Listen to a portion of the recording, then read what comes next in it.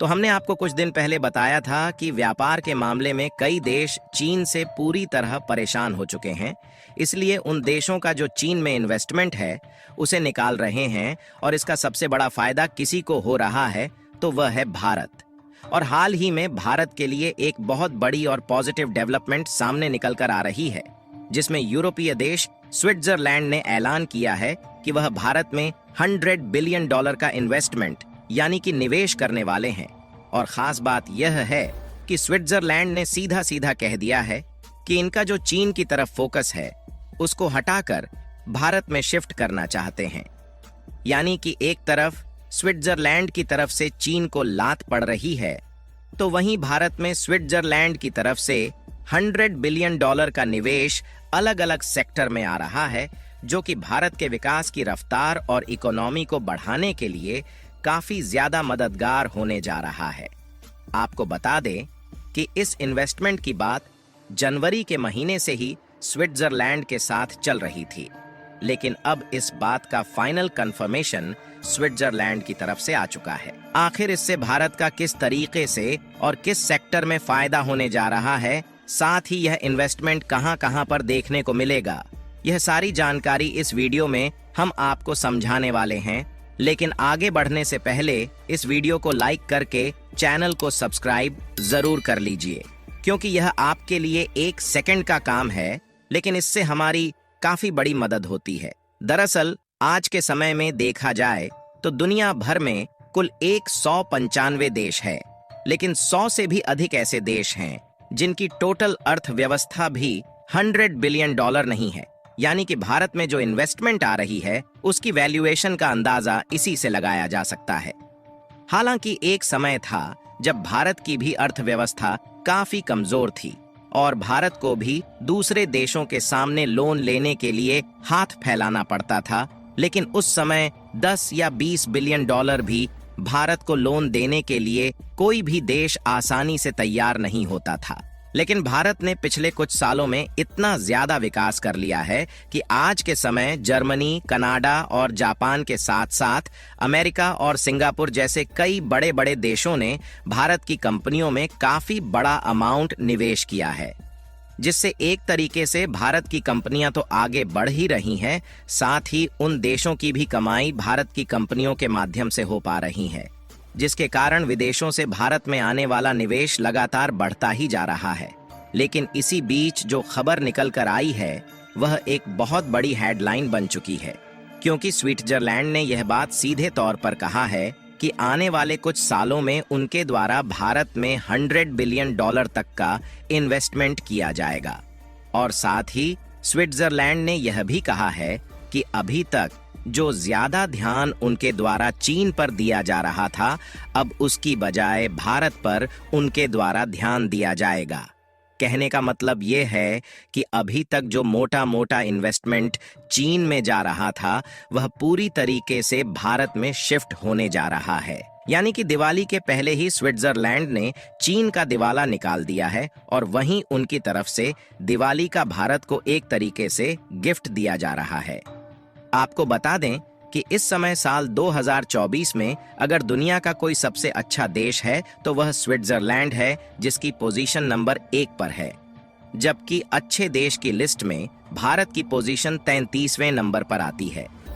और अगर इस मैप में हम ध्यान से देखें तो ये है हमारा भारत, और यूरोपीय देशों की तरफ आने पर यहाँ पर इटली के बगल में मौजूद है यूरोपीय देश स्विट्जरलैंड।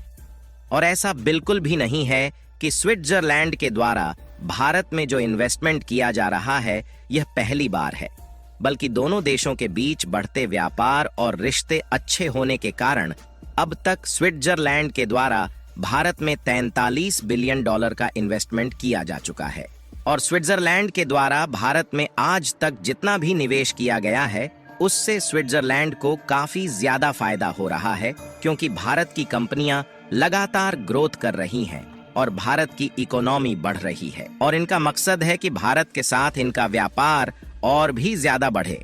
साथ ही दोनों देश एक दूसरे की जरूरत बन पाए। इसीलिए साल 2024 की जनवरी महीने में दोनों देशों के बीच एग्रीमेंट हुआ था। हालांकि $100 बिलियन इन्वेस्टमेंट करने का प्लान तो उन्होंने जनवरी के महीने में ही तैयार कर लिया था,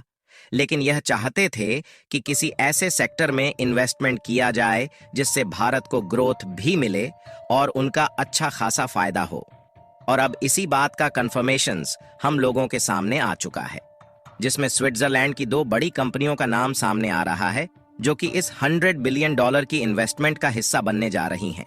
इसमें स्विट्जरलैंड की पहली कंपनी है ABB, जो कि इंजीनियरिंग ग्रुप वाली कंपनी है और ऑलरेडी भारत में काफी पहले से ही एग्जिस्ट करती है। और जो दूसरी कंपनी है वह है कॉइन प्लस नागल, जो कि स्विट्जरलैंड की एक बहुत बड़ी जानी मानी ट्रांसपोर्ट कंपनी है। और इन्हीं 2 कंपनियों के माध्यम से जो ज्यादातर इन्वेस्टमेंट है वह भारत में आने जा रहा है। लेकिन अब सवाल खड़ा होता है कि इतना बड़ा इन्वेस्टमेंट भारत के किस सेक्टर में किया जाएगा। तो इसके लिए आपको बता दें कि स्विट्जरलैंड की ABB एक प्रकार की ऑटोमोटिव और इंजीनियरिंग कंपनी है और बड़े बड़े इंफ्रास्ट्रक्चर डेवलपमेंट वाली प्रोजेक्ट बनाने में इस कंपनी का एक बहुत बड़ा रोल रहता है। और जाहिर सी बात है कि इसी सेक्टर में यह कंपनी भारत में काम करेगी और इंफ्रास्ट्रक्चर डेवलपमेंट में विकास होने से इसका सबसे बड़ा फायदा भारत की इकोनॉमी में होगा।